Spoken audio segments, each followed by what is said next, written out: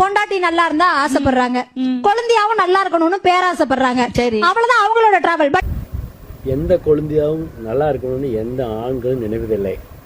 அக்கா கணவர் வரவேற்று இந்த கொங்கு மண்டலத்திலே வாங்க மச்சான் அப்படின்ட்டு குழந்தையாக பாடுவதை பார்த்துருக்க முடியும். எந்த ஒரு ஆணும் குழந்தையாவும் நல்லா இருக்கணும். இது ஒரு கட்டுக்கதை. இது முதல்ல நம்ப வேண்டும். இது ஒரு காமெடிக்காக தொடரப்பட்ட தொடர்கள் அப்படியே தொடர்ந்து வந்துட்டே இருக்கு. இதுதான் உண்மை. நம்ம அப்படி கிடையாது. புருஷன் சொட்டையா இருந்தாலும் சரி, சரி, மொட்டையா இருந்தாலும் சரி, அவனை மட்டுமே கண்கண்ட தெய்வம்னு நினைக்கக்கூடியவங்க நம்ம. அதான் இது ஓரளவுக்கு உண்மைதான்.